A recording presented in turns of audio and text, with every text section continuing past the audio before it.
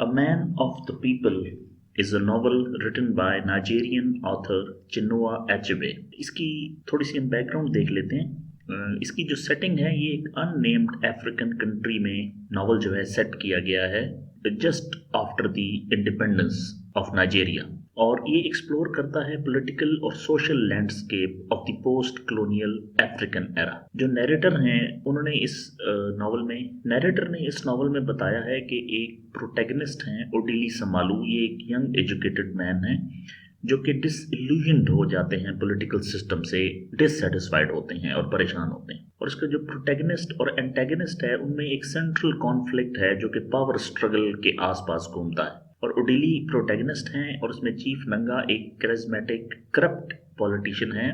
तो बेसिकली उसको charismatic by the public समझा जाता है, लेकिन इनसाइड वो एक मतलब कि उस तरह का कैरिज्मेटिक लीडर नहीं है, और वो पॉलिटिकल बेनिफिट्स को पब्लिक इंटरेस्ट से ऊपर कंसिडर करता है। और पॉलिटिकल करप्शन जो है वो एक मेजर थीम है इस नॉवल की, जिसमें सैटिरिकल एलिमेंट्स भी इम्प्लाई किए गए हैं पोस्ट इंडिपेंडेंस और पोस्ट कॉलोनियल एरा के। और उसमें आयरनी और ट्रेजेडी भी है, तो ये अगर आप पढ़ेंगे तो आपको ज़्यादा समझ आएगी।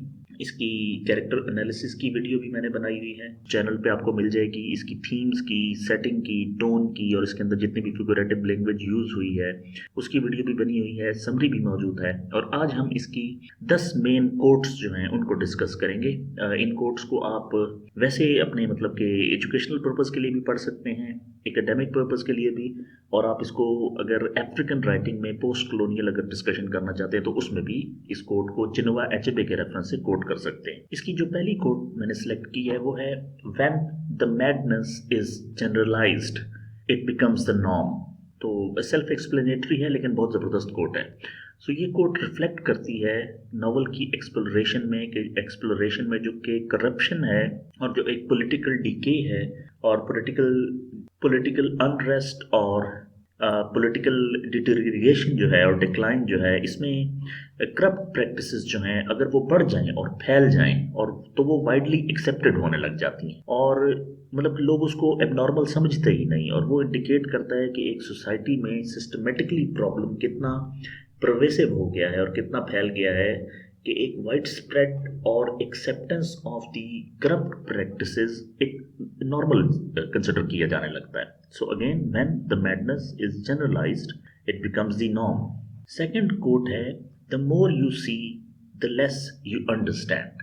सो जितनी भी ज़्यादा चीज़ें आप देखते हैं तो आप फोकस नहीं कर पाते हैं। तो ये जो कॉम्प्लेक्सिटी है और एम्बिग्यूटी है पॉलिटिकल सिचुएशन की पोस्ट कॉलोनियल नाइजेरियन या अफ्रीकन पर्सपेक्टिव में, सो उसमें एक इंडिविजुअल जितनी ज़्यादा उसको इनसाइट होती है पॉलिटिकल लैंडस्केप की और जितना ज़्यादा वो जानना शुरू करता है तो इंक्रीजिंगली चैलेंज भी बढ़ना शुरू हो जाता है कि अभी हम सिचुएशन को समराइज कैसे करें, कॉम्प्रिहेंड कैसे करें, कंसोलिडेट कैसे करें।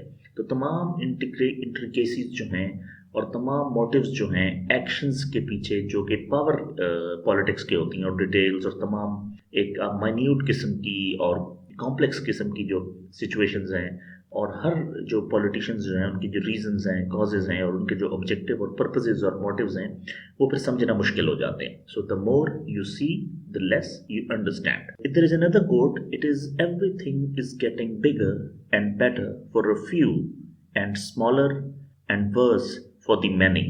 सो ये जो पॉलिटिकल डायस्पोरा दिखाया गया है उसका इस नॉवल में, तो उसमें बेसिकली जो कम लोग हैं, पॉलिटिकल एलीट जो है या पॉलिटिशियंस जो हैं वो बहुत थोड़े हैं और उनके लिए चीज़ें अच्छी होती जा रही हैं और बड़ी होती जा रही हैं, और जो जनरल पब्लिक है वो बहुत ज़्यादा है लेकिन उनके लिए चीज़ें कम होती जा रही हैं और स्मॉलर होती जा रही हैं, यानी कि अमीर अमीरतर होते जा रहे हैं और गरीब गरीबतर होते जा रहे हैं। सो ये हाईलाइट करती है जो सोशल और इकोनॉमिक इनइक्वालिटी है पोस्ट कॉलोनियल अफ्रीकन सोसाइटी के अंदर, और रिफ्लेक्ट करती है कि जो गैप है पॉलिटिकल एलीट के दरमियान और ऑर्डिनरी सिटीजन्स के दरमियान वो बढ़ता जा रहा है, क्योंकि पॉलिटिकल एलीट बेनिफिट कर रही है करप्शन से, जबकि ऑर्डिनरी सिटीजन्स जो हैं वो उसके कॉन्सिक्वेंसेस फेस कर रहे हैं और उनका ख्याल नहीं रखा जा रहा। There is another quote, in the country of the blind the one eyed man is a king.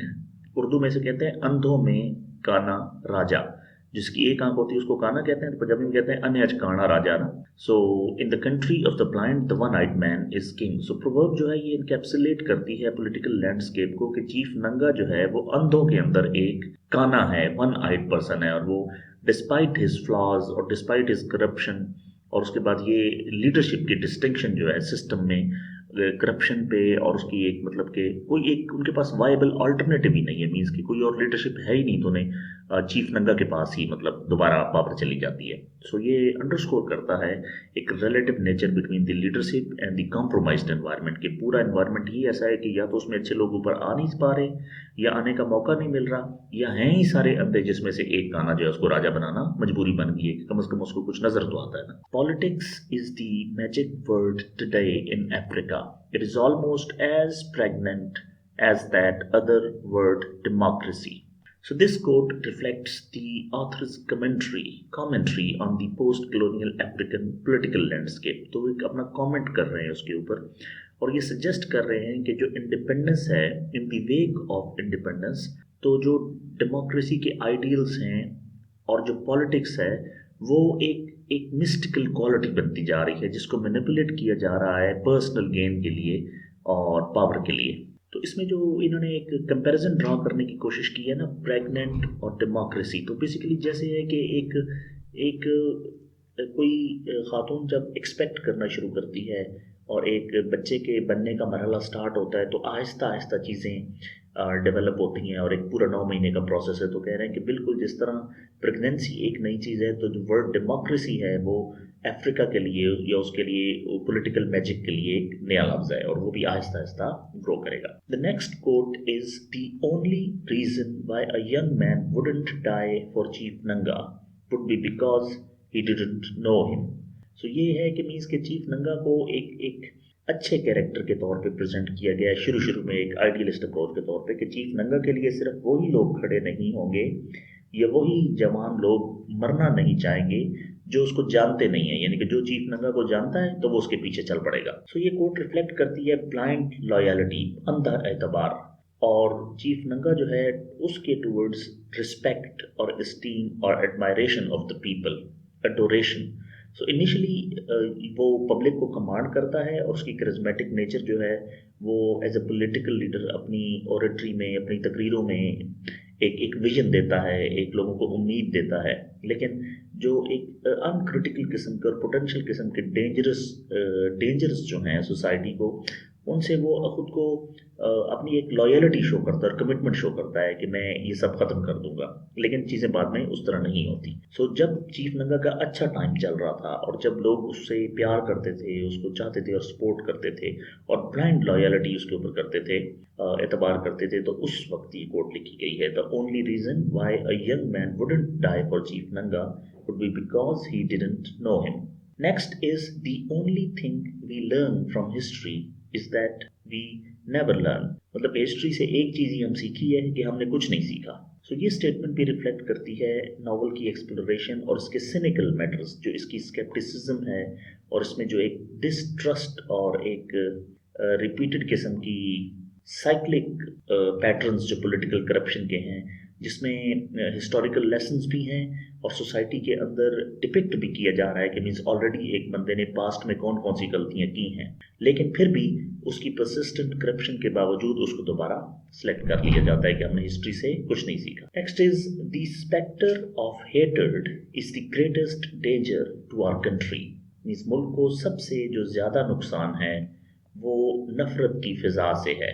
So means जो थ्रेट है, जो स्पेक्टर है, नफरत का जो खतरा है, वो सबसे बड़ा खतरा है मुल्क के लिए। सो मीन्स दिस कोटेशन या this quote highlights the theme of social division and animosity. लोगों में जो तकसीम है और लोगों में जो दुश्मनी है on the basis of political system या पॉलिटिकल पार्टीज या पॉलिटिकल एफिलिएशन, जिस तरह पाकिस्तान में भी एक पार्टी दूसरी पार्टी को नहीं देख सकती, मतलब उस पर्सपेक्टिव में अगर आप इसको सोचे तो।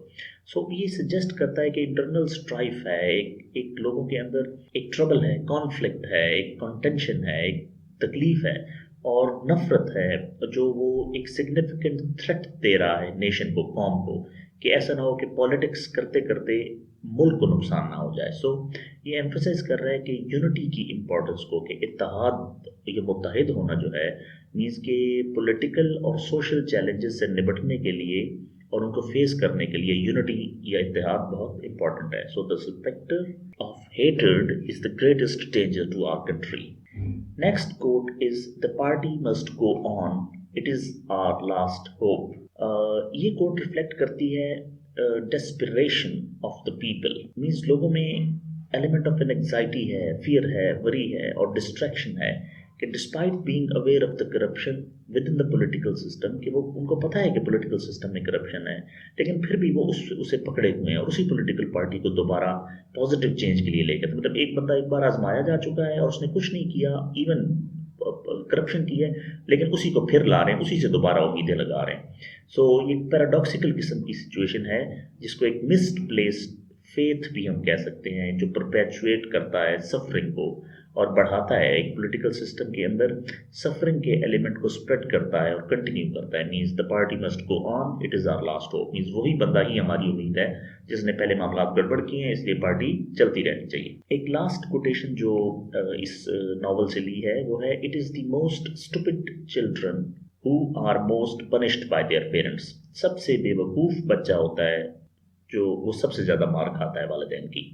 सो ये एक मेटाफर के तौर पे एक रिलेशनशिप शो कर रहा है गवर्नमेंट और ऑर्डिनरी सिटीजन्स को, कि ऑर्डिनरी सिटीजन्स जो हैं, आम शहरी, वो स्टूपिड चिल्ड्रन हैं और गवर्नमेंट जो है वो पेरेंट्स हैं और वो स्टूपिड चिल्ड्रन बार बार उसी गवर्नमेंट से पनिश हो रहे हैं। तो ये इस पर्सपेक्टिव के अंदर कि एक most vulnerable and less politically, एक मतलब कि जनरल पब्लिक जो है वो पॉलिटिकली उनका नॉलेज बहुत कम है और प्रैक्टिकलिटी और जो परसेप्शन है उनकी पॉलिटिक्स के बारे में वो इतनी कम है कि वो दोबारा उसी जो जख्म है उसको बर्दाश्त करने को तैयार हैं और पॉलिटिकल करप्शन और मिसमैनेजमेंट जो है दोबारा उन्हीं लोगों को लाके अगेन वही सेम कॉन्सिक्वेंसेस फेस करने को तैयार हैं। So it is the most stupid children who are most punished by their parents. So ये the man of the people by Chinua Achebe से कुछ कोट्स मैंने ली हैं जिनसे पॉलिटिकल करप्शन, सोसाइटल चैलेंजेस और complexities of post colonial African politics जो है वो उसकी रिफ्लेक्शन होती है। तो हर कोट जो है वो एक इनसाइट देती है हमें नॉवल की थीम के बारे में, सोशल कमेंट्री के बारे में और जो नैरेटिव राइटर ने बयान किया है इस नॉवल में उसके बारे में। तो इन कोट्स को हम एज ए रेफरेंस यूज़ कर सकते हैं और वैसे डे टू डे यूज़ में भी they are nice to be referred. Thank you for listening.